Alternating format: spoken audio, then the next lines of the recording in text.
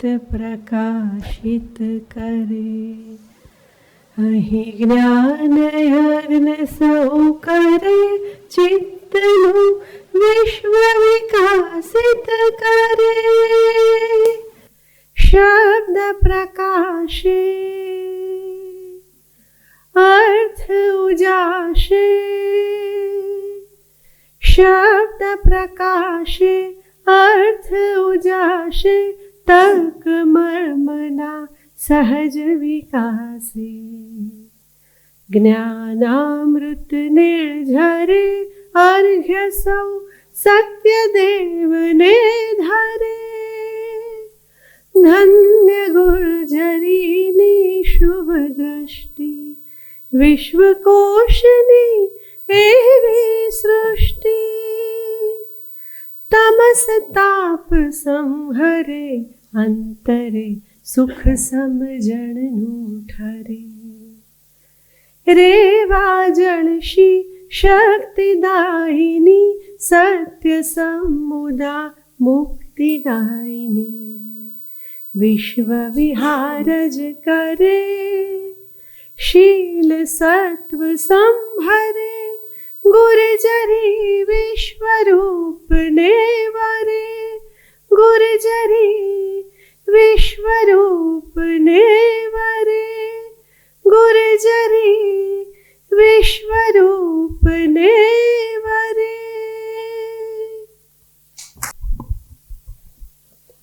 આદરણીય ડેરી સાહેબ અને સ્વજનો,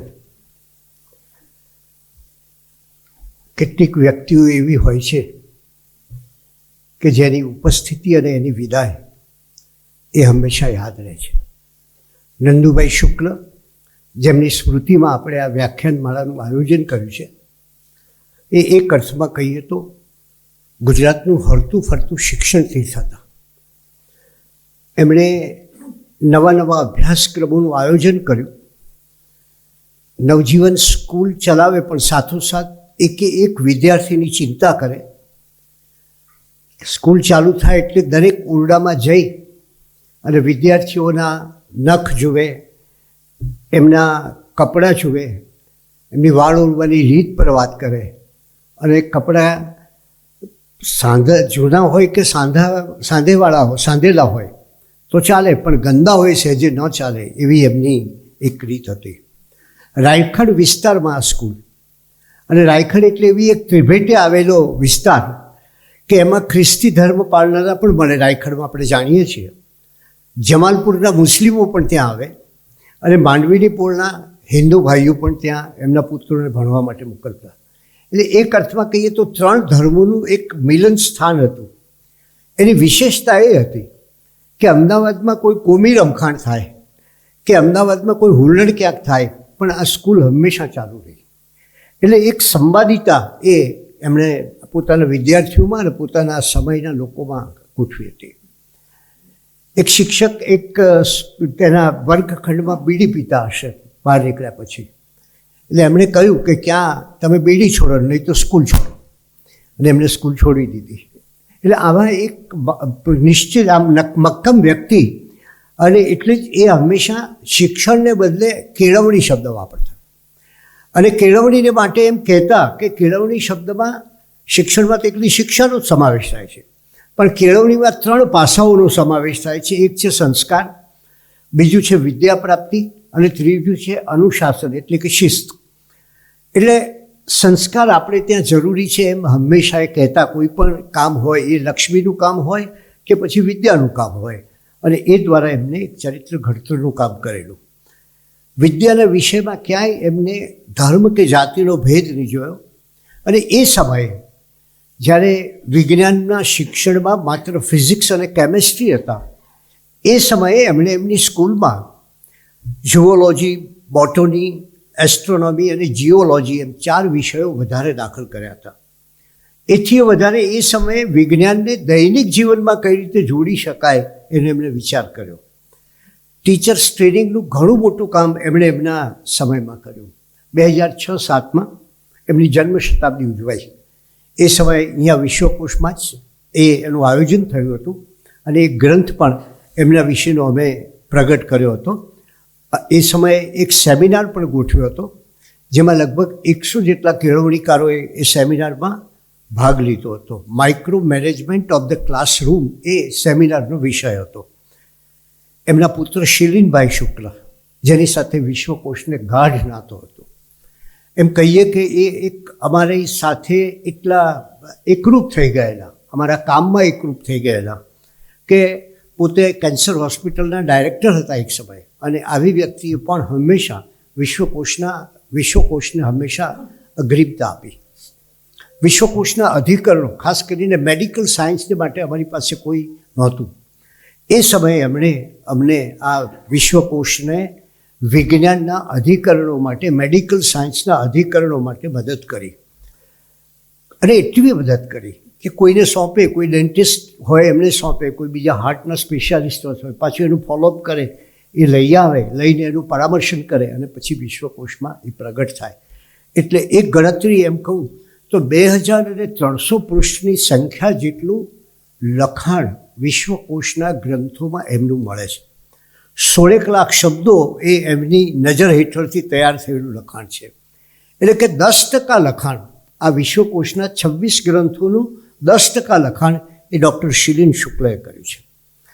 એવી એક વ્યક્તિ 2007ની 21મી જાન્યુઆરીએ કોલકાતામાં વિશ્વકોશનો એક વિમોચન સમારોહ યોજાયેલો, 21મો, ત્યારે અમારી સાથે આવ્યા અને એમણે એમ કહેલું, એ શબ્દો હજી મને આજે પણ યાદ આવે છે, કે વિશ્વકોશના કામને એ ઈશ્વર પૂજાનો પર્યાય માનતા હતા.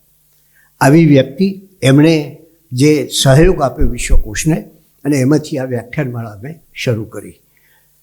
આજની મારી સમસ્યા લહેરી સાહેબ વિશે પરિચય આપવાની છે, કારણ કે એમનો પરિચય હું તમને આપું એ બહુ મારે માટે પણ મુશ્કેલ ને તમારે માટે પણ મુશ્કેલ. પણ એક અર્થમાં કહીએ તો એમના પિતા શ્રી કનુભાઈ લહેરી, અને એમને એક પુસ્તકોનો ભારે પ્રેમ, અને એ પુસ્તકોનો પ્રેમ લહેરી સાહેબને એ વારસામાં મળ્યો.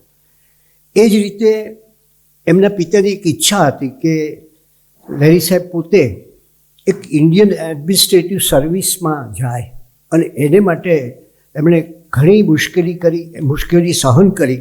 કારણ કે જે રાજુલામાં રહેતા હતા પોતાના ગામમાં, ત્યાં કોઈ વ્યવસ્થા નહીં, કોઈ વીજળીની સગવડ નહીં, પરીક્ષા માટે સંસ્કૃત, ગણિત કે સમાજશાસ્ત્ર શીખવી શકે એવા કુશળ શિક્ષકો નહોતા, સજ્જતાવાળા. અને છતાં પિતાનું લક્ષ્ય પૂરું પાડવા માટે એમણે ખૂબ અનેક અવરોધો ઓળંગીને આ કામ કર્યું. એમના પિતા એ ગાંધી વિચારધારા વિશે એક લેખ લખવા માગતા હતા. લહેરી સાહેબે ગાંધી વિચારધારા વિશે પુસ્તકો પણ લખ્યા, અને એ પ્રમાણે એમનું અત્યારે જીવન આપણે જોઈ રહ્યા છીએ.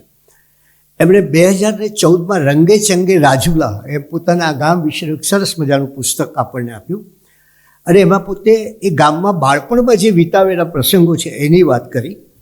અને પછી આજે પણ, એટલે આ વતનનો પ્રેમ કેવો છે કે આજે પણ જો કોઈ એમ કહે કે હું રાજુલાનો છું, તો એમનો પાછો ઉમળકો એક જુદો જ એમની પાસેથી આપણને જોવા મળે.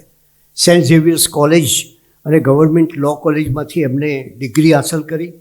શરૂઆતમાં ભારતીય રેલવે સેવામાં જોડાયા, અને પછી આપણે સૌ જાણીએ છીએ એમ ભારતીય પ્રશાસનમાં ઘણું મહત્ત્વનું કામ કર્યું. જુદા જુદા ઘણા વિભાગો એમને સંભાળ્યા: ઉદ્યોગ, શિક્ષણ, ગ્રામીણ વિકાસ, સમાજ કલ્યાણ, માહિતી, પ્રવાસન.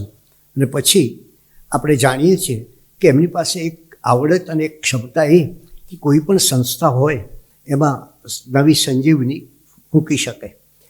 એમણે 5 મુખ્ય પ્રધાનો ગુજરાતના એમની સાથે કામ કર્યું. મને આ ઘણીવાર આશ્ચર્ય થાય છે કે એમાં કેટલી મથામણ, કેટલી મૂંઝવણ ને કેટલી મુશ્કેલીઓ એમણે જોઈ હશે. અને છતાં એ સૌનો એમને પ્રેમ હાંસલ કર્યો, એ એમની ખૂબી છે. સૌથી મોટું કામ એક મારી દ્રષ્ટિએ નર્મદા આંદોલન હતું. નર્મદાનું આંદોલન એ સમયે પરાકાષ્ઠા હતું. એ ગુજરાતમાં એ ન થાય એને માટેના વિરોધીઓ ખૂબ ભેગા થયા હતા. એવે સમયે એક બાજુ સુપ્રીમ કોર્ટમાં નર્મદાનો કેસ ચાલે, ત્યારે બીજા 4 રાજ્યમંત્રીઓ, 4 રાજ્યના મુખ્યમંત્રીઓ એની સાથે સમન્વય સાધવો, ગુજરાતના હિતને જાળવવું, અને અંતે એમણે એ મુખ્ય સચિવ હોવા ઉપરાંત નર્મદા નિગમ યોજનાની જવાબદારી પણ એમને સરસ રીતે સંભાળી હતી. એમનો સિદ્ધાંત છે બહુજન હિતાય બહુજન સુખાય. અને આપણે જાણીએ છીએ કે નિવૃત્તિ બાદ એમણે એમની લેખન યાત્રા શરૂ થઈ. અજય ઉમટના એક આગ્રહ રાખ્યો કે તમે લખો મારે ત્યાં.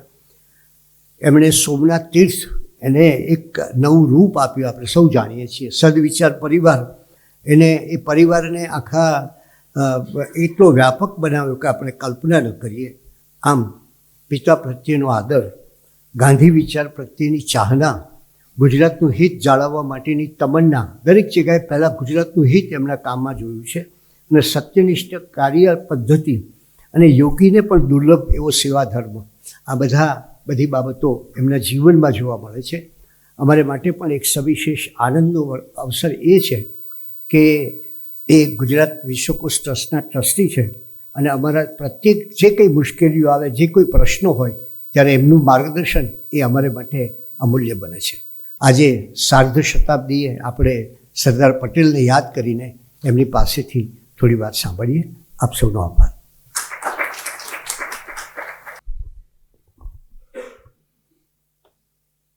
આદરણીય સ્વજન શ્રી કુમારપાળભાઈ, પરીખ સાહેબ, માણિકભાઈ, આપ સૌ સુજ્ઞ શ્રોતાજનો, જે રીતે કુમારપાળભાઈએ કહ્યું તે રીતે શ્રી નંદુભાઈ દામોદર શુક્લ એટલે ગુજરાતના એક આગવી ભાત પાડનાર આદર્શ શિક્ષક, શારદા મંદિરના આચાર્ય દિનુભાઈ દવે, જે મારા મામા છોટુભાઈ મહેતાના વિદ્યાર્થી હતા, તેમના થકી મને નંદુભાઈનો હું અહીં આવ્યો ત્યારે શરૂઆતમાં ટૂંકા સમય માટે પરિચય રહ્યો.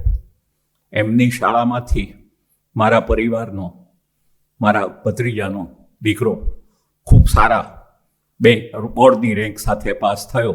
એટલે એ સ્કૂલની જે ખ્યાતિ છે એનાથી હું સારી રીતે વાકેફ છું. અને એમની સ્મૃતિમાં યોજાતી આ વ્યાખ્યાનમાળામાં વિશ્વકોશમાં અને સાર્ધ શતાબ્દી નિમિત્તે સરદાર વિશે વાત કરવી એટલે એક પ્રકારનો ત્રિવેણી સંગમ થાય છે. વિશ્વકોશ અનેક પ્રવચનમાળા યોજે છે, એવોર્ડ આપે છે. આજે જ્યારે આપણે સરદારના આદર્શોને આપણે સાત શતાબ્દીએ કેટલા સાકાર કરી શક્યા એની વાત કરીએ ત્યારે મને 4 વસ્તુની યાદ આવે છે. સૌથી પહેલાં થોડા વર્ષો પહેલાં અહીંયા વિશ્વકોશે ખાસ કરીને મુરબ્બી શ્રી ધીરુભાઈ ઠાકરના મારી કોલમના વાચક તરીકે એમની જે લાગણી થઈ અને એમણે એ પુસ્તક સ્મરણ સરદારનું આર્ટિકલોને થોડા વ્યવસ્થિત કરીને અહીંથી પ્રકાશિત થયું. મનુભાઈ અને કુમારપાળભાઈની ઈચ્છા છે, પરંતુ મારા થોડા આળસ કે બીજી જવાબદારીને કારણે એ હજી પુનઃ પ્રકાશિત થઈ શક્યું નથી. પરંતુ પ્રકાશકની દ્રષ્ટિએ એની માગણી છે એ જાણીને હું થોડો આનંદ અનુભવું એ સ્વાભાવિક છે. સાથે સાથે જેમણે સરદારની 125 વર્ષની જન્મ જયંતિના આસપાસના સમયમાં સરદાર નામની ફિલ્મનું નિર્માણ કર્યું. કેતન મહેતાએ જ્યારે ભવની ભવાઈ પહેલું કર્યું ત્યારથી મારો એમનો પરિચય અને ખૂબ સારી ઓળખાણ. પરંતુ એ એમની કામમાં ને હું મારા કામમાં પણ લગભગ 30 વર્ષ પછી એ મળવા આવ્યા. એનો હેતુ જય સોમનાથ કનૈયાલાલ મુનશીની નવલકથા આધારિત ફિલ્મ બનાવવાનો છે. એની સ્ક્રિપ્ટ આપી ગયા અને અનેક વાતો થઈ. ત્યારે મારે એક અનૌપચારિક, હું સર્વે જાઉં તો ઘણી જગ્યાએ કરું છું, કે એમણે બનાવેલી અને પરેશ રાવળે ખૂબ સશક્ત રીતે અભિનીત કરેલી એ ફિલ્મ આપણામાંથી કેટલાય અહીંયા હાજર છે એમાંથી જોઈ છે? બરાબર, લગભગ આ 60%, 40%, 50% જેવું છે. સદનસીબે એ ત્રિભુવન ફાઉન્ડેશને કોઈ કારણસર શેમારુ નામની કંપનીને એના અધિકારો વેચ્યા હતા અને એ આપણે પેનડ્રાઈવ ઉપર ઉપલબ્ધ હતું. હવે સદનસીબે એ યુટ્યુબ ઉપર પૂરેપૂરું ઉપલબ્ધ છે, એટલે કોઈ સ્માર્ટ ટીવી જોડે કનેક્ટ કરીને આપણે દેખાડી શકીએ. મને લાગે છે કે આપણે જ્યાં સંકળાયેલા હોઈએ, કોઈ સંસ્થા જોડે, શાળા જોડે, કોલેજ જોડે, સોસાયટી જોડે કોઈ પણ ટીવી ગોઠવીને આ ચલચિત્ર એટલે બતાવવું જરૂરી છે. મારું ફિલ્મ વિવેચનનું કોઈ ક્ષેત્ર નથી, પરંતુ થોડી સમજને આધારે હું એટલું જરૂર કહી શકું કે ગાંધીને જેટલી આંતરરાષ્ટ્રીય પ્રસિદ્ધિ મળી એ ફિલ્મની ગુણવત્તા ઉત્તમ હતી, એટનબરોનું કામ ઉત્તમ હતું, અને જે મારા પિતાશ્રી જેવા સ્વાતંત્ર્ય સેનાનીઓએ જોયું એણે એ પ્રમાણિત પણ કર્યું કે આ ફિલ્મ ખરેખર એ જમાનાને જીવંત કરે છે. અને આમ તો જોઈએ તો વિઠ્ઠલભાઈ ઝવેરીએ 5.5 કલાકની જે ડોક્યુમેન્ટરી વોઇસ ઓફ અમેરિકાની ડોક્યુમેન્ટરીને ફિલ્મને આધારે કરેલી, એ ફિલ્મ જેમણે જોઈ હોય 5.5 કલાકની, એમને ખ્યાલ આવે કે એટનબરોએ મોટે ભાગે એના પર આધાર રાખેલો છે. ત્યારે સરદાર ફિલ્મમાં H.M. પટેલના ડાયરેક્ટ ઇનપુટ અને ત્રિભુવન ફાઉન્ડેશને જે કામ કર્યું હતું એ મારી દ્રષ્ટિએ જેટલું એક આગળ ઉલ્લેખ હું કરીશ કે સરદાર અંગેનું એ ફિલ્મ જો વધારે વ્યાપક બની હોત તો અનેક માટે પ્રેરણારૂપ બની હોત. ત્રીજી બાબત એ છે કે સરદાર સાહેબની વાત કરવી હોય તો ગુજરાતમાં ગુજરાત કોંગ્રેસ સમિતિની 1921માં રચના થઈ અને 1946 સુધી પૂરેપૂરા 25 વર્ષ સરદાર એમના પ્રમુખ રહ્યા છે. કોઈ કોંગ્રેસીને પૂછો તો એને પણ ખબર નથી. આ એક આપણી નિરાશા ઉપજાવે એવી વાત છે.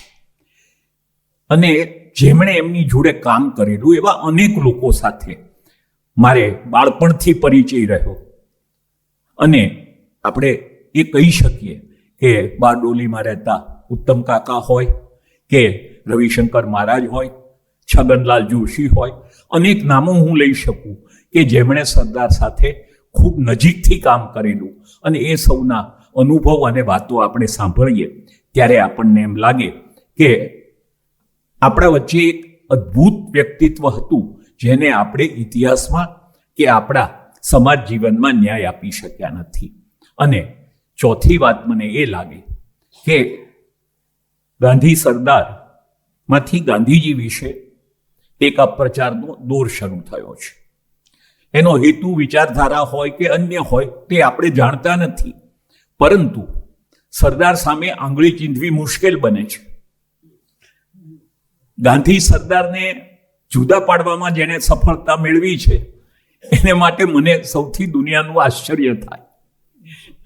ગાંધી અને સરદાર એ તો એક સિક્કાની બે બાજુ જેવા છે, પણ આજના આ પ્રચાર યુગમાં ગાંધી જુદા અને સરદાર જુદા એ જે વાત છે એ આપણે જાણીએ ત્યારે આપણને ખૂબ જ નિરાશા થાય એવું છે.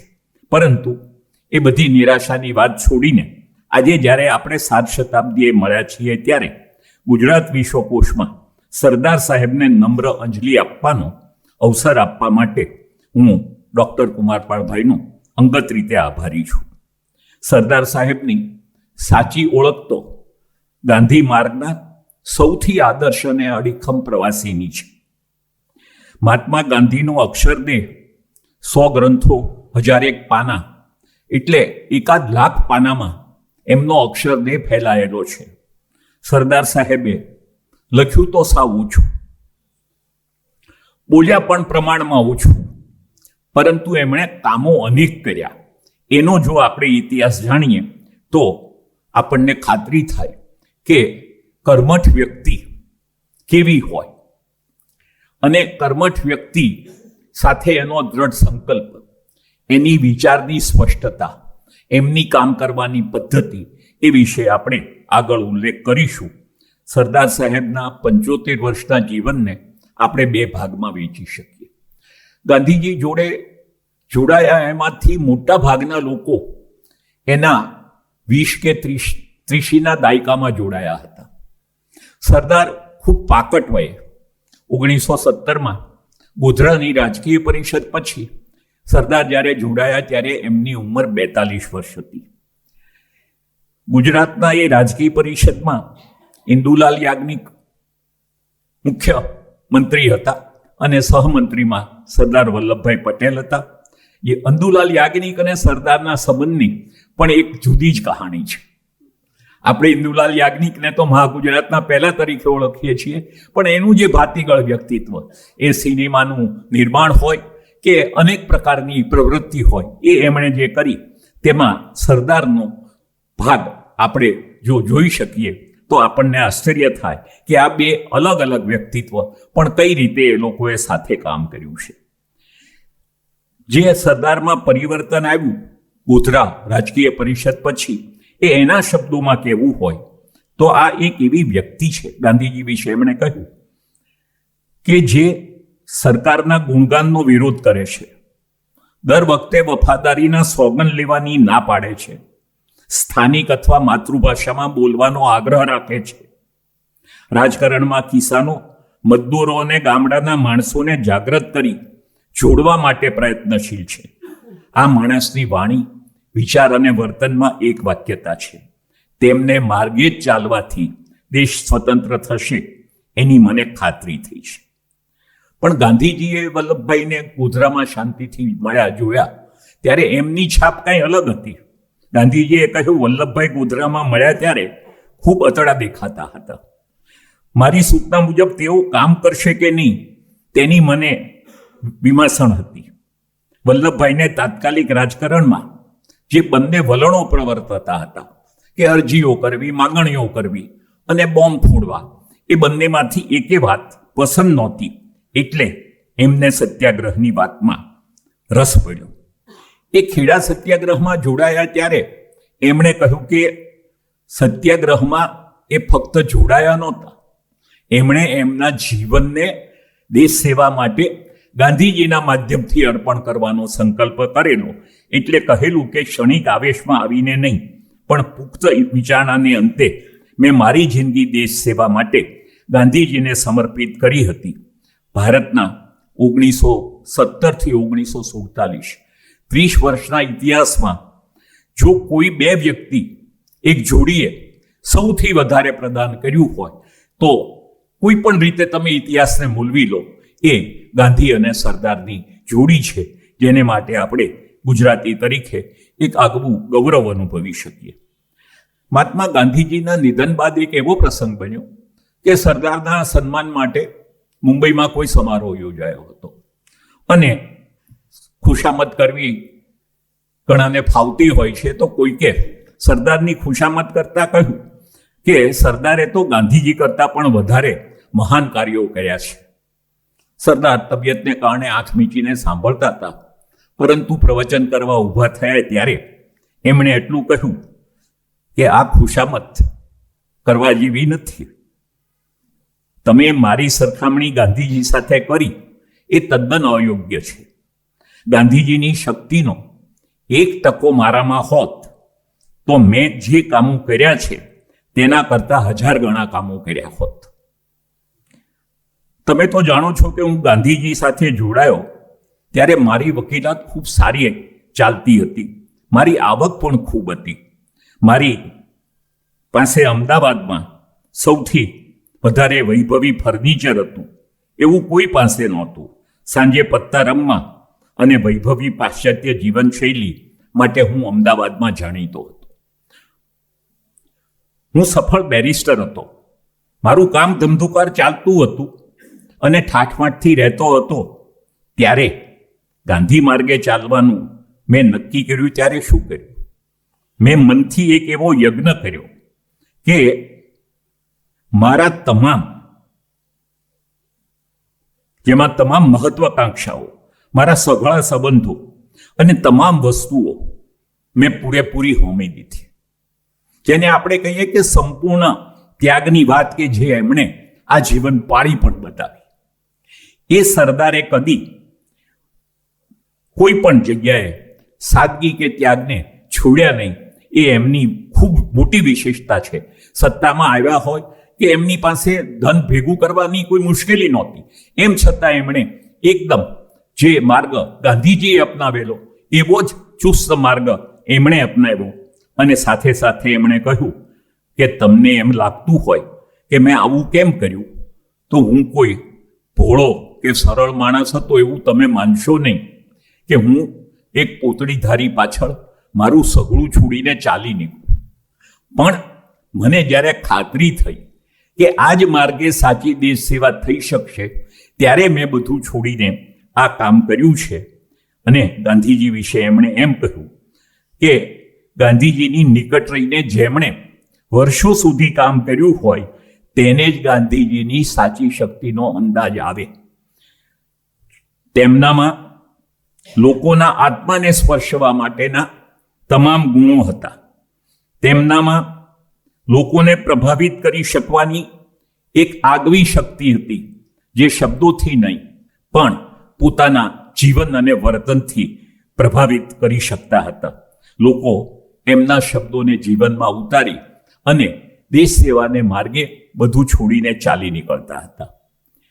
આ સરદાર વિશે આપણે જ્યારે વાત કરી કે શા માટે એમના પ્રદાનને આપણે ઓછું મૂલવીએ છીએ, એનો વસવસો તો ડૉક્ટર રાજેન્દ્ર પ્રસાદે રાષ્ટ્રપ્રમુખ હતા ત્યારે 1959માં પોતાની ડાયરીમાં એક નોંધ કરી કે જેના વિશે વિચાર કરી શકાય અને વાત કરી શકાય તેવું ભારત જે અસ્તિત્વમાં છે તેનો યશ સરદાર પટેલની મુસદ્દીગીરી અને સુદૃઢ વહીવટ પુણેને આભારી છે.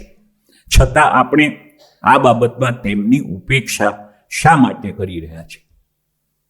પછી એ સોમનાથ મંદિરના પ્રાણ પ્રતિષ્ઠાનો પ્રશ્ન હોય કે અન્ય હોય, રાજેન્દ્ર પ્રસાદથી માંડી, કાકા સાહેબ ગાડગીલથી માંડી, કનૈયાલાલ મુનશીથી માંડી અનેક આગેવાનોએ સરદારની વિચારધારાને નહેરુના સમયમાં પણ જીવંત રાખવામાં કદી પાછી પાની કરી નહોતી. સરદાર બાબત તેમની સંસદમાં મુકાયેલી પ્રતિમાના લોકાર્પણ સમયે અટલ બિહારી વાજपेयीએ કહ્યું હતું कि सरदार साहेब में अनेक गुण हैं. वो एक आदर्श सेनापति भी हो सकते हैं और समर्पित सैनिक भी हो सकते हैं. वो लोह पुरुष थे, किंतु महात्मा के साथ जेल में रहते हुए उसने इस तरह गांधी जी की सेवा की कि गांधी जी को मां की याद आ गई. वो स्वमानी भी थे और विनम्र भी थे. वो शिस्त पालन के आग्रही थे और हंसने हंसाने का कोई अवसर छोड़ते नहीं थे. सरदार तो गुणोनो भंडार है. આપણે આપણી સમય મર્યાદામાં એમના અગત્યના ગુણો અને આદર્શો વિશે વાત કરીએ, પરંતુ મેં કહ્યું તેમ સરદાર કર્મઠ રહ્યા અને જે રીતે માનસશાસ્ત્રમાં કહે છે કે સંતાનો તમે શું શીખવો છો તેનાથી નથી ઘડાતા, પણ તમે કેવી રીતે વર્તો છો એ જોઈને એમનું ઘડતર થાય છે. તેવું જ આપણે સરદાર માટે કરવાનું રહે કે આપણે એમના થોડા વિચારો અને એને લગતા પ્રસંગોની વાત કરી અને આજે આપણે એમને અંજલિ આપી શકીએ. સરદારે કહ્યું, હિન્દુસ્તાનનું ભવિષ્ય ઉજ્જવળ કરવા માટે આપણને અનાજ, કપડું, લોઢું, સિમેન્ટ અને બીજી જરૂરિયાતની ચીજો જેની સામાન્ય માણસને જરૂરિયાત હોય અને લશ્કરી જરૂરિયાત હોય તેનું ઉત્પાદન વધારી શકીએ તો જ શક્ય છે. હાલની પરિસ્થિતિમાં દેશની શ્રેષ્ઠ સેવા સૌથી વધારે ઉત્પાદન કરનાર કરે છે. વર્ષો બાદ જ્યારે જય જવાન જય કિસાનનો નારો લાલ બહાદુર શાસ્ત્રીએ આપ્યો એ પહેલા સરદારે આ વાત કરી. અને આ યુગ શ્રમજીવીઓનો છે, બેઠા ખાનારાઓનો નથી. બુદ્ધિવાદના જમાનો ખતમ થયો છે. આ ધરતી પર જો કોઈને છાતી કાઢીને ચાલવાનો અધિકાર હોય તો તે ધરતીમાંથી ધાન્ય પકવતા ખેડૂતને જ છે. સરદારની જે આપણે શ્રમિકોની વાત કરીએ, ખેડૂત અને મજૂરોની વાત કરીએ, લશ્કરની વાત કરીએ, એ તમામની વાત સરદારે આઝાદી પહેલા અને આઝાદી પછી આપણને કહી છે. હવે આપણે એનું મૂલ્યાંકન કરીએ તો આપણે જોઈએ કે આજે હમણાં અનેક જગ્યાએ અતિવૃષ્ટિ થઈ, ખેડૂતોની આપણે હાલત અને જે કથા સાંભળીએ છીએ, વ્યથા સાંભળીએ છીએ, અને અંગ્રેજીમાં ઇકોનોમિક્સમાં એને કહે છે કે trades of terms are always adverse in agriculture since our independence. આઝાદી પછી ખેતીનો ધંધો હંમેશા ખોટનો ધંધો રહ્યો છે અને સરકાર ક્યાંય ટેકો આપે, ખરીદ કરે, બાકી પંજાબના ઘઉંનું શું થાય તે આપણે જાણતા નથી. તો આ જે મહેનત કરીને એક દેશમાં 33 કરોડ લોકો હતા ત્યારે સરદારે અમેરિકાના એલચીને બોલાવીને ત્યાંથી 20 લાખ ટન ઘઉં આયાત કરવાનો અને એને માટે ઉધારી લેવાનો વ્યવસ્થા કરી હતી. આજે સ્વાવલંબી આપણને જોત તો સૌથી વધારે ખુશ સરદાર થતા હોય.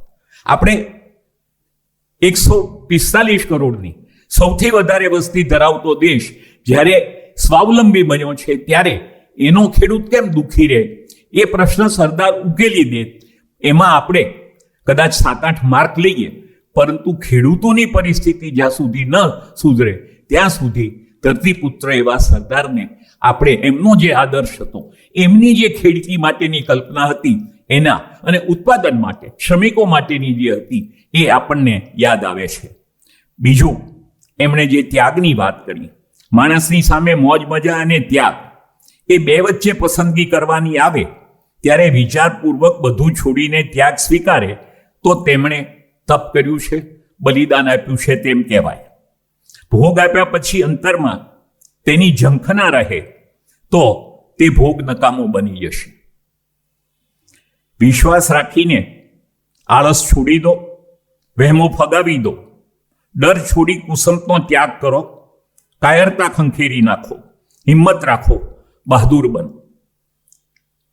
કદાચ આ જે હું અવતરણ કહું છું એ આજે પણ તમામ યુવાનો માટે, અને એરાઇઝ અવેક સ્ટોપ નોટ જે ઉપનિષદનું વાક્ય જેનું વિવેકાનંદજીએ ભાષાંતર કર્યું, એ ઉત્તિષ્ઠ જાગ્રત પ્રાપ્ય પરાન્ની બોધાય, એ સરદારે આ શબ્દોમાં ત્યારે કહેલું છે. એમાં આપણે આજે ઘણા ઓછા ઉતરીએ છીએ. આપણે જે કક્ષાએ યુવાનોનું કે સમગ્ર જનતાનું પહેલું હોવું જોઈએ, એક મોરલ હોવું જોઈએ, એ આપણું ઘણું ઓછું છે. દરેક પ્રજાની ઉન્નતિનો આધાર મોટે ભાગે તો તેના શિક્ષિત વર્ગ ઉપર છે. અને જે રીતે વીર દોરાને ગાંધીજીએ વિદ્યાપીઠમાં કહેલું કે મારી સૌથી વધારે ચિંતા એ છે કે મારા દેશનો શિક્ષિત વર્ગ પાષાણ હૃદયી બનતો જાય છે. એને ગરીબી ગુલામીની વાત નહોતી કરી. સૌથી વધારે ચિંતાની જે વાત હતી એ વાત આજે આપણા સમાજને લાગુ પડે છે. સંવેદનાનો અભાવ કદાચ ગાંધીજીને જેટલો સાલતો હતો તેના કરતા વધારે સરદાર સાહેબને સાલતો હતો. અન્ય માટે કામ કરવું એ એમના માટે છે. અને હિંમત બાબતમાં તો એમણે અનેક વાર કીધું છે કે મરણ એક વાર આવે છે, 2 વાર નથી આવતું. અને સત્તાધીશ કોઈ પણની જીવનની દોરી પૂરી ન થઈ હોય એને મારી શકતો નથી. આ વાત સરદારે નિર્ભયતા માટે અને ત્યાગ માટે કહી છે.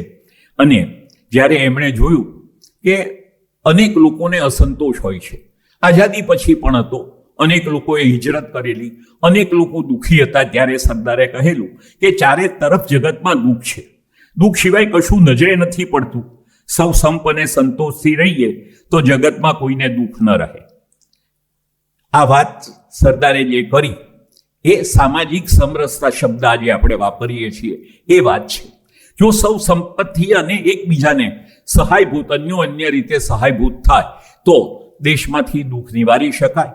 આજે આપણે ચોથી લાર્જેસ્ટ ઇકોનોમી, સૌથી મોટું અર્થતંત્ર બનવા જઈ રહ્યા હોઈએ, પરંતુ અસમાનતાના 2 છેડા વચ્ચેનું અંતર વધતું રહેતું હોય તો એ વાત સરદારના આદર્શથી આપણે ઊણા ઉતરીએ છીએ એમ કહી શકાય. સરદાર સત્યાગ્રહી હતા. રાસ, બારડોલી, નાગપુર અનેક સત્યાગ્રહોનું એમણે સફળતાપૂર્વક સંચાલન કર્યું હતું. પરંતુ એમણે જે વાત કરી કે આપણે સત્યાગ્રહને સમજ્યા હોઈએ તો જીત થયા પછી આપણામાં નમ્રતા અને નિરાભિમાન હોવા જોઈએ. આપણને સૌને ખ્યાલ છે કે જેને સરદારનું બિરુદ અપાવ્યું એવો બારડોલી સત્યાગ્રહ સરદારે કર્યો ત્યારે ગાંધીજીને એમની વચ્ચે એક સમજૂતી થઈ હતી કે તેમાં ગાંધીજી કદી આવશે નહીં, એનું સંપૂર્ણ સંચાલન સરદાર જ કરશે. સરદારે સંચાલન કર્યું, સફળતા મળી અને ગાંધીજી આવ્યા. ગાંધીજીના સન્માન સમારંભમાં ગાંધીજીએ આનો તમામ યશ સરદારને આપ્યો. ત્યારે સરદારે પ્રત્યુત્તરમાં એટલું કહ્યું કે અહીંયા બેઠેલા આ મહાત્મા એ રાજવૈદ છે, એણે આપેલી જે દવાઓ છે એ ઘસવા વાળો હું તો ઓસડિયો માત્ર છું. એનામાં સત્યાગ્રહની સફળતા પછી એને આ નમ્રતાનો ઉપદેશ નથી આપ્યો, એમણે એનો અમલ કરી બતાવ્યો છે. અને બારડોલી સત્યાગ્રહ પછી થયેલા ઇરવિન કરારમાં જ્યારે ગાંધીજી આ જમીન પાછી આપવાના મુદ્દાને આવરી ન શક્યા ત્યારે એમણે એની જિંદગીમાં એક વાર અને છેલ્લી વાર, કદાચ એક વખત અને પછી બીજી વખત એમણે ગાંધીજીને ઊંચા અવાજે કહ્યું કે બાપુ તમે આ ભૂલ કરો છો, આ વિશ્વાસઘાત છે. એવું ગાંધીજીને એમણે મોઢોમોઢ કહેવાની ફરજ પડી હોય તો એ દાંડી આપણા બારડોલી સત્યાગ્રહ પછી. હવે એમનો એક મુદ્દો આપણે એ છે કે આપણે સરદારને શા માટે યાદ કરીએ છીએ સૌથી વધારે કે દેશની મજબૂત એકતા સ્થાપી, અનેક રાજ્યોનું એમણે વિલીનીકરણ કર્યું, એ દેશને સંગઠિત અને સબળ કરવામાં મેં મારી શક્તિ કામે લગાડી છે. એ માટે નાત જાત ધર્મના ભેદભાવ વગર દેશના સૌ નાગરિક આ પરસ્પર સહયોગ કરે તે મહત્વનું છે. સ્વરાજનો અર્થ એ છે કે આપણે આપબળ ઉપર ઉભા રહેવું, કોઈના પર આધાર ન રાખવો. પાડોશી ભૂખે મરતો હોય તો આપણો અડધો રોટલો એમને આપવો જોઈએ. જાહેર જીવનમાં ખડતલ શરીર ન હોય તો લાંબુ ચાલે નહીં.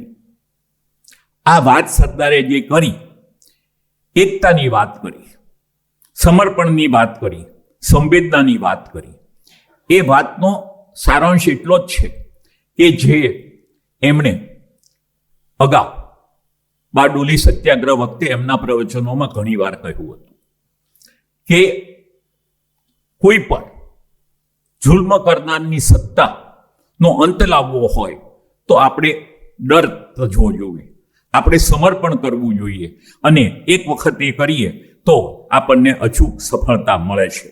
આ રીતે આજે આપણે જ્યારે સ્વદેશીની વાત કરીએ છીએ ત્યારે પણ એમણે એ વાત કરી છે. સરદારે એમના 42 વર્ષના વૈભવી જીવનની શોધ સંઘર્ષ પછી જે ત્યાગ અને સેવાનું કામ કર્યું, અને એ ઘણાને ખ્યાલ નથી. જૂનાગઢમાં રતુભાઈ અદાણી વ્યાખ્યાનમાળામાં એ વિષય ઉપર કરેલું હમણાં એને એડિટ કરીને અન્ય જગ્યાએ પ્રકાશિત પણ કરવામાં આવ્યું કે સરદારે રચનાત્મક સમિતિઓ જે હતી એ તમામ શું કામ કરે છે અને એની મદદ માટે આ બધા જ વર્ષો કામ કરેલું જેની નોંધ આપણે લેતા નથી.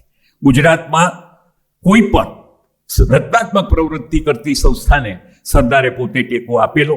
એટલે એમણે કહેલું, સેવા ધર્મ કઠણ છે, કાંટાની પથારી પર સુવા જેવો છે. સુખ દુઃખ સરખા માની લેવાની ટેવ પાડવી, અસ્વાદ વ્રતનું સ્મરણ કરવું, એટલે જીભ માની જાય અને શરીર સમજી જાય. આ એ જ સરદાર છે કે જેમણે કદી આશ્રમમાં રહેવાનું પસંદ નહોતું કર્યું અને મહાદેવભાઈને હસવામાં કહેતા હતા કે પેલા ખીલાવાળા ભાત ખાઈ લીધા ને જે આખી કમોદના બનતા. એટલે એ પોતે એક સંતુલિત રીતે વિચાર કરતા, અને છતાં એમણે પોતે કદી કોઈ ચીજનો આગ્રહ રાખ્યો નથી પોતાના ભોજનમાં કે અન્ય રીતે. સેવકે બે વાત જાણી લેવી જરૂરી છે. પહેલી એ કે વગર કારણે બોલવું નહીં. બીજી વાત એ છે કે કામની જાહેરાત થાય તેવી ઈચ્છા રાખવી નહીં. આજની સ્થિતિ જુઓ, 3600 કરોડ રૂપિયા એક વર્ષમાં ભારત સરકારે જાહેરાત પાછળ ખર્ચ્યા, સીધા, જે બીજા બધાએ કરી તે જૂથ. ત્યારે સરદારે આવી સલાહ આપી કે આપણામાં જે મોહ માયા કામ ક્રોધના બંધન છે એ જ ખરું કેરખાનું છે. સરદારની આધ્યાત્મક વૃત્તિ ઉપર પણ બહુ સંશોધન થયું નથી. એમણે શરૂઆતથી જ ખૂબ જ વ્યવસ્થિત રીતે પોતે જીવનની દ્રષ્ટિ કેળવી છે, અને એ દ્રષ્ટિને કારણે જ એ આખી જિંદગીભર 30-33 વર્ષ સુધી એક માર્ગે ચાલી શકે છે. એ આપણે સમજવું જોઈએ. સમાજના બીજા પ્રશ્નો અંગે એમણે કહ્યું, પુરુષ અને સ્ત્રી વચ્ચે લગ્નનો સંબંધ પવિત્ર અને અરસપરસ જવાબદારી વાળો છે. દહેજ પ્રજાને ટીકા કરતા એમણે કોઈ સંબંધીને પૂછેલું કે પહેલો બળદ કેટલામાં વેચ્યું. કોઈ એમના સગાના છોકરાનું લગ્ન થયું તો એને પહેલો સવાલ આ પૂછ્યો કે કેટલામાં બળદ વેચ્યો. આ જેમની એક સેન્સ ઓફ હ્યુમર અને એક કટાક્ષ કરવાની એમની જે વૃત્તિ હતી એ આપણે જોઈએ તો આપણને ખ્યાલ આવે. એમણે એ પણ કહ્યું કે શાળા કે કોલેજમાં અભ્યાસ કરતી બહેનોએ મોજ શોખ નહીં પરંતુ મહેનતની ટેવ પાડવી જોઈએ. સ્વરાજ આવશે ત્યારે સ્ત્રીઓનો પ્રશ્ન ઉકેલી જશે એ માન્યતા ભૂલ ભરેલી છે. ખરી વાત તો એ છે કે સ્ત્રીઓને પ્રદભષ્ટ કરવામાં આવી છે, તેમને યોગ્ય સ્થાને બેસાડવામાં આવશે ત્યારે જ સાચું સ્વરાજ આવશે. આજે મહિલા સલામતી હોય, સ્વતંત્રતા હોય, સમાનતા હોય, એ તમામ મુદ્દે આપણે એક દિવસનું છાપું વાંચીએ તો આપણને 10 એવા સમાચાર મળે છે કે જે આ વાતથી વિરુદ્ધ છે. એટલા માટે આપણે સાંપ્રત સમયમાં જોઈએ તો આ સરદારના અનેક આદર્શો પૂરા કરવામાં આપણે હજી ઘણો લાંબો પંથ કાપવાનો છે. સ્ત્રી જેટલી શક્તિ પુરુષમાં નથી. સ્ત્રીએ તો પુરુષોમાં શક્તિ પૂરી છે. ભાઈઓમાં પણ દોષ આવ્યો છે કે મહેનત કરીને કામ કરવું નથી, નોકર ચાકર પાસે કરાવવું છે. એ ગમારનું કામ છે એમ માને છે. હાથ પગ ચલાવવામાં કોઈ શરમ ન હોવી જોઈએ, એ જ ખરી શોભા છે.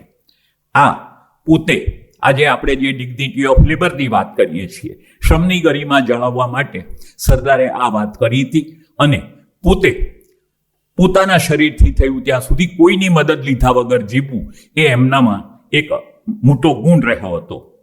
પછી એમણે કહ્યું, આપસમાં ઝઘડવાની વાતથી આપણી શક્તિ નાશ પામે છે. લાંબી ચોડી વાત કરવાથી શું ફાયદો? હું તો ઓછું બોલવામાં અને વધારે કામ કરવામાં માનું છું. જે કામ મોહબ્બતથી થાય તે વેરઝેરથી થતું નથી. આપણી બુદ્ધિ વટાવી ખાવાની નથી, તેનો સદુપયોગ બીજાને સુખી કરવાનો છે.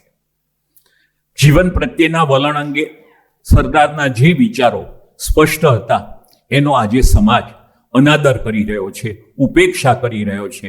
ત્યારે 7 શતાબ્દી નિમિત્તે આપણે આ વાત લોકો સુધી કેમ પહોંચાડી શકીએ એ પડકાર આપણા સામે છે. પ્રજાનો રાજ્યના કાર્યોમાં વિશ્વાસ હોય તો સંકટ સમયે રાજ્ય નિર્ભય થઈને બેસે છે. જે રાજ્યે પ્રજાનો વિશ્વાસ ખોયો તે હંમેશા ડરે છે. આ નેપાલ હોય, સાઉથ અમેરિકાનું બોલિવિયા હોય કે અનેક દેશો હોય, ત્યાં આ થઈ રહ્યું છે. કારણ કે પહેલા આરબ સ્પ્રિંગને નામે થયું હતું, અત્યારે જનરેશન ઝેડના નામે થાય છે. પરંતુ ત્યારે એ કહે છે કે સ્વરાજ મળશે તોય સ્વદેશી ધર્મ પાળતા નહીં હોઈએ તો આપણને એ ક્યાં પચવાનું છે? આપણે સ્વદેશીની વાત ભૂલી ગયા.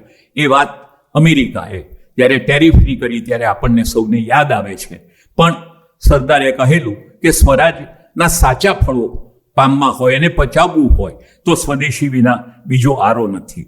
સામાન્ય રીતે લોકો આરોગ્ય અને સફાઈના નિયમો જાળવવામાં અતિ શિથિલ છે. અમદાવાદ મ્યુનિસિપાલિટીના પ્રમુખ તરીકે એમણે જે કામ કર્યું હતું અને ખાસ કરીને પૂર રાહતનું કામ કર્યું હતું, કોલેરાના રોગચાળા વખતે કામ કર્યું હતું, એ બધાની આપણે નોંધ લઈએ એના પરિપાક રૂપે એમણે આ વિધાન કર્યું હશે તો આજે પણ સ્વચ્છ ભારતના પ્રયત્ન બાદ 2022 બાદ આપણે એમ ન કહી શકીએ કે આપણે સ્વચ્છતાનું ક્યાંય ઉદાહરણ છે.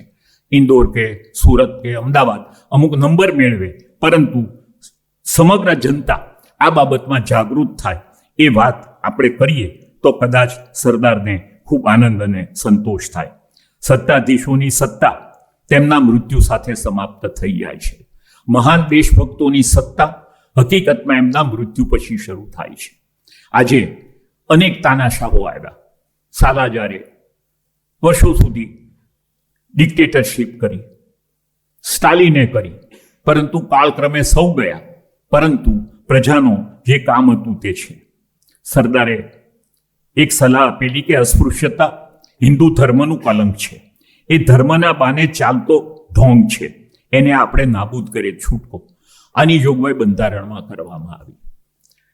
અને જુઓ, સરદાર આજથી બરાબર 100 વર્ષ પહેલા ગાંધીજી સાથે કચ્છની યાત્રા પર ગયા હતા. ત્યાંના એક ગામમાં સભા દરમિયાન ગાંધીજીએ જોયું કે અસ્પૃશ્યોને અલગ બેસાડવામાં આવ્યા છે. ગાંધીજીએ આયોજકોને કહ્યું કે તમે આ ફેરફાર નહીં કરો તો હું સભા બંધ કરી દઈશ. સરદારે આ જોયું, એ ધીમેથી ઊભા થયા, મંચ ઉપરથી ઉતરી અને દલિતોના જૂથ વચ્ચે બેસી ગયા. એની પાછળ પાછળ ઘણા બેસવા આવ્યા અને આખો પ્રશ્ન ઉકેલી દીધો. એક શબ્દ બોલ્યા વગર પ્રશ્નને વર્તનથી કેમ ઉકેલવો એ કામ સરદારે કર્યું. એની નોંધ હમણાં કચ્છના અનેક છાપામાં લેખ સ્વરૂપે લેવામાં આવી છે.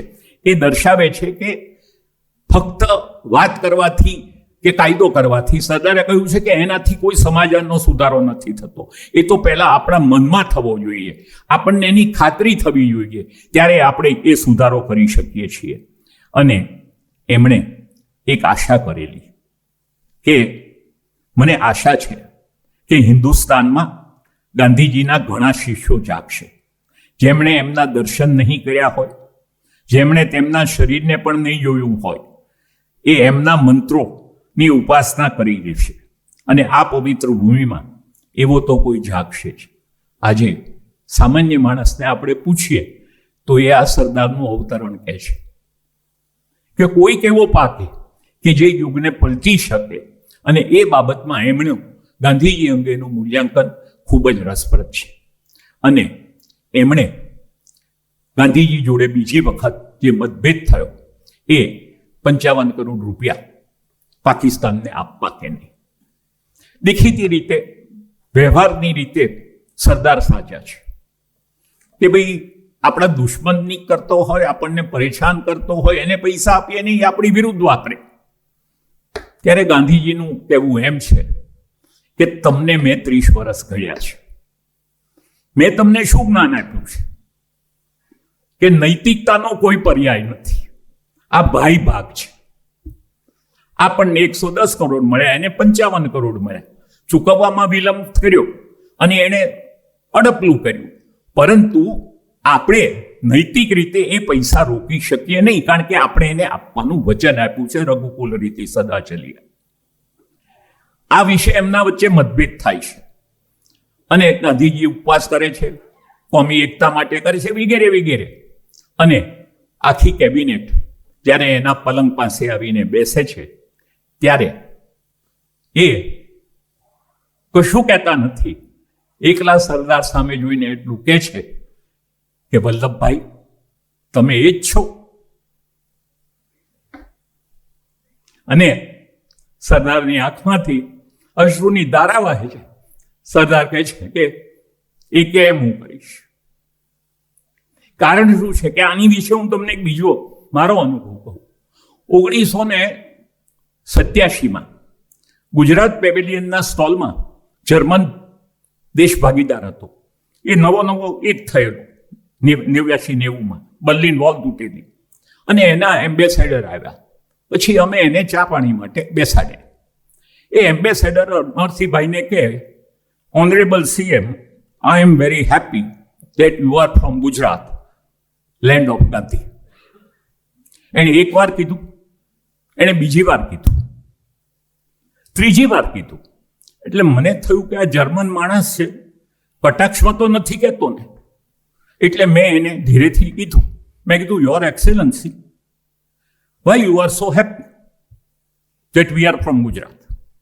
અને એમણે જે ખુલાસો કર્યો એ સાંભળવા જેવો એ છે કે આ પેલા ઉપવાસ ઉપર ગાંધીજી બેઠા હતા ને, એ સમાચાર જર્મનીમાં આવ્યા ત્યારે હું ઇતિહાસ વિભાગમાં ભણતો હતો. ત્યારે એ કહે કે આના વિશે અમારે ત્યાં ડિબેટ રાખવામાં આવી કે આવું કરવું જોઈએ કે નહીં. તો એમણે ડિબેટના અંતે એમ નક્કી કર્યું કે ગાંધીજીની વાત એટલે સાચી છે કે ભવિષ્ય ભારતના શબ્દ ઉપર વિશ્વ વિશ્વાસ કરે એ જરૂરી છે. ચીને એના બોન્ડ એક જમાનામાં રદ કરી દીધેલા કે જૂની સરકારના બોન્ડ અમે શું કરવા ભરીએ. એ વર્ષો પછી એને ભરવા પડ્યા, તો જ એની પ્રતિષ્ઠા જળવાય. આજે નૈતિકતા અને વ્યવહાર એ બંનેના વ્યક્તિત્વ અલગ હતા, પરંતુ ત્યારે પછી સરદારે એ વિશે વાત નથી કરી. પરંતુ જે કોઈ સરદારની જોડે રહેલા મણિબેન, સોરુતાઈ મનુબેન ગાંધી વગેરે, એમની પાસેથી પણ એક વાત જાણવા મળેલી કે કોઈ પણ પ્રસંગ પછી સરદારની ગાંધીજી પ્રત્યેની લાગણી ઓછી થઈ નથી. અને એ કસ્તુરબાના સ્મારક માટે એક કાર્યક્રમમાં ગયા ત્યારે એમણે એટલું જ કહ્યું કે ગાંધીજી ગયા અને હું જીવું છું એનો મને અફસોસ છે, પણ એ આપણને શીખવાડીને ગયા છે. એણે જે શીખવાડ્યું છે એનો હિસાબ માંગવા એ દરરોજ મારી પાસે આવે એવો ભાવ હું અનુભવું છું. અને આ કસ્તુરબાએ મને જે પ્રેમ આપ્યો છે એ મારી મા કે બીજા કોઈ પાસેથી મને પ્રાપ્ત નથી થયો, એટલે મારા માટે આ બા બાપુ સાચા છે અને હું હંમેશા એને ચીંધ્યા માર્ગે ચાલવા માટે કોશિશ કરું છું. ક્યારે ન ચાલ્યો હોઉં તો એ મારો દોષ છે.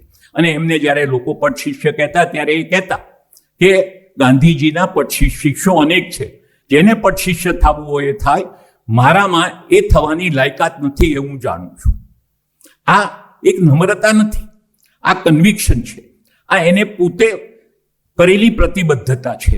એટલે સરદાર અને ગાંધીજીના સ્વપ્નો જુદા હતા એવું જો કહે તો એના કરતાં વધારે ખોટું કશું નથી.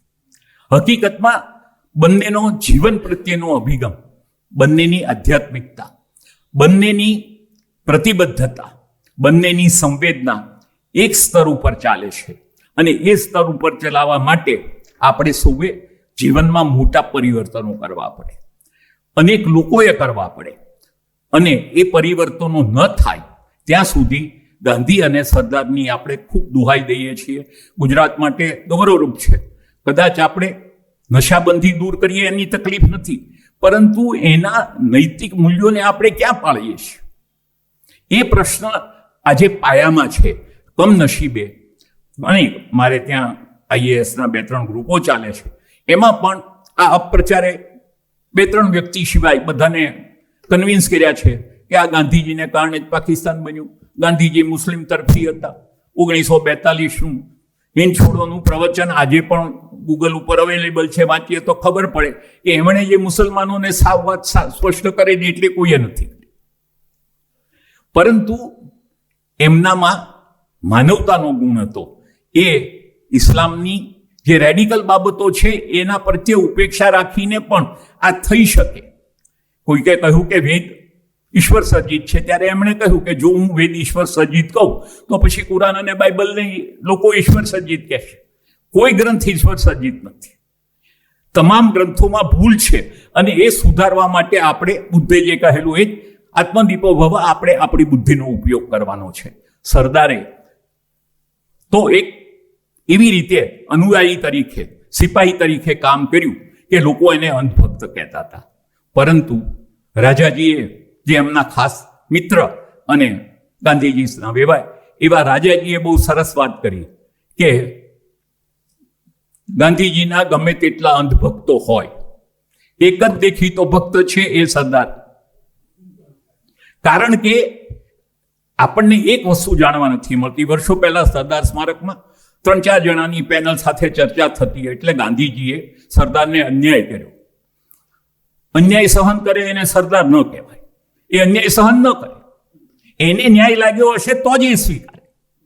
અને બીજો મુદ્દો એ કે એની ને ગાંધીજી વચ્ચે શું વાત થઈ, 31 જાન્યુઆરીએ પણ શું વાત થઈ એ કોઈ જાણતું નથી.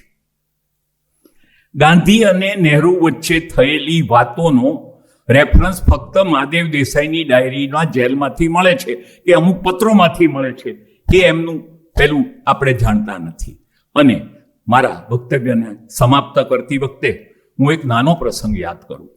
મૃણાલિનીબેન સારાભાઈ ગુજરાત હસ્તકલા હાથશાળ નિગમના અધ્યક્ષ હતા. અને આશ્રમ રોડ ઉપર અમારી ઓફિસ એ કાનૂનગો બંગલો કહેવાતો. ડોક્ટર કાનૂનગો અને નંદુબેન એ હકીકતમાં સરદાર માટે પરિવારથી વધારે હતા. 1920 પછી સરદાર અમદાવાદમાં આવ્યા ત્યારે એ કાનૂનગોના ઘરમાં પોતાના ઘરની જેમ રહેતા હતા. આ વાતથી ઘણા લોકો અજાણ પણ હોય. હવે તો એ બંગલો તૂટી ગયો અને બીજું ત્યાં બન્યું, મોટું સેન્ટર બન્યું છે. પરંતુ મૃણાલિનીબેને મને કહ્યું કે કાનૂનગોના પુત્ર હતા, ઉંમર લાયક થયેલા, તબિયત સારી નથી, મને કે આપણે ખબર પૂછી આવીએ. મેં કીધું તમારે કેમ પરિચય?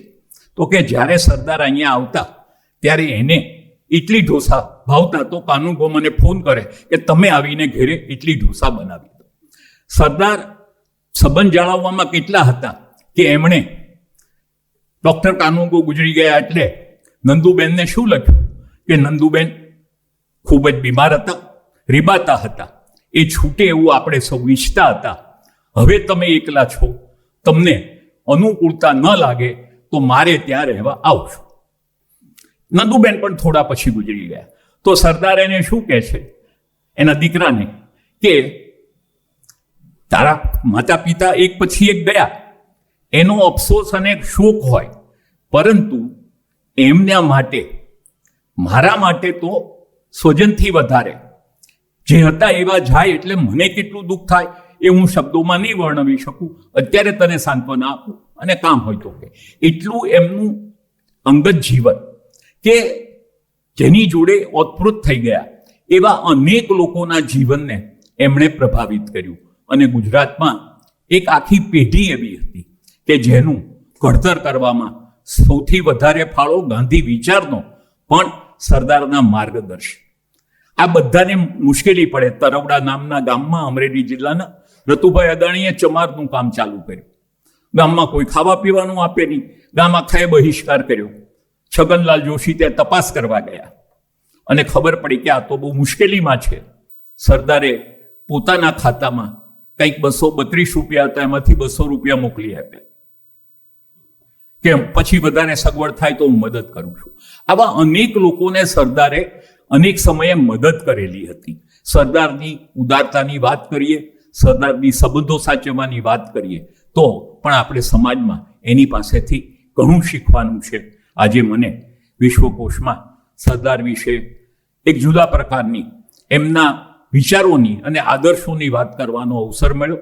પ્રસંગો તો આપણે જોઈએ તો અનેક આપણને પ્રેરણા આપે એવા છે, પરંતુ સૌથી વધારે વાત એ છે કે એમનું કર્મઠ જીવન અને એમનું સમર્પિત જીવન, એમની ત્યાગમૂર્તિ તરીકેની પ્રતિષ્ઠા, અને જે આપણે મહાવીર ત્યાગીએ એમને ટીકા કરીને બહુ જાણીતો પ્રસંગ છે.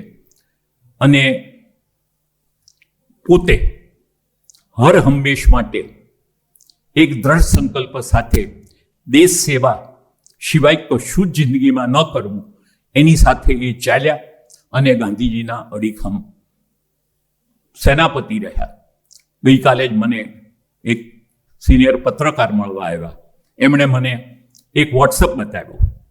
1943 એકીકરણ થયા પહેલા આયરન ડિક્ટેટર ના ટાઇટલથી લખનૌની કોઈ પ્રકાશન કંપનીએ સરદારની જીવન કથા પ્રસિદ્ધ કરેલી. એ મેળવે છે ક્યાંક ને ક્યાંક, આજે તો મળી રહેવાનું.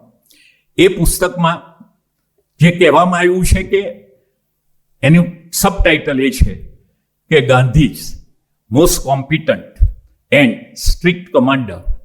એ વાત એટલા માટે, અને ગાંધીજીએ જે કહ્યું કે મને સરદાર ન મળ્યા હોત તો હું જે કરી શક્યો તે ન કરી શક્યો હોત, આ શબ્દો સિવાય બીજી કોઈ વધારે સારી અંજલિ આપણે આપી ન શકીએ. સરદારની સ્મૃતિને શત શત વંદન કરી અને હું મારી વાત પૂરી કરું. આ પ્રવચનની વાત થઈ, ગોઠવાયું ત્યારે મારા મનમાં એવું હતું કે એક તો સરદારનું જીવન સાર્ધ શતાબ્દી અને એને આજના સંદર્ભમાં મૂલવવાનું, અને 50 મિનિટમાં પણ લેરી સાહેબ છે એમણે બહુ જ સુંદર રીતે આખા પટને આવરી લીધા. અને કેટલા બધા પ્રસંગો, ઘણા બધા પ્રસંગો ને સરદારની કેવી કેવી બાજુ, અને સાથે સાથે આપણે ક્યાં હજી સરવૈયું પણ આપ્યું સાર્ધ શતાબ્દીનું કે આપણે શું કરવાનું છે. વિચારોની સ્પષ્ટતા અને એકદમ તાર્કિક રજૂઆત, એ ખરેખર 50 મિનિટ ક્યાં જતી રહી કે વધારે ખબર ન પડી. ફરી એકવાર લેરી સાહેબ અમારા જ છે, છતાંય આવા એક સુંદર વક્તવ્ય માટે એમનો ખાસ આભાર માનું છું.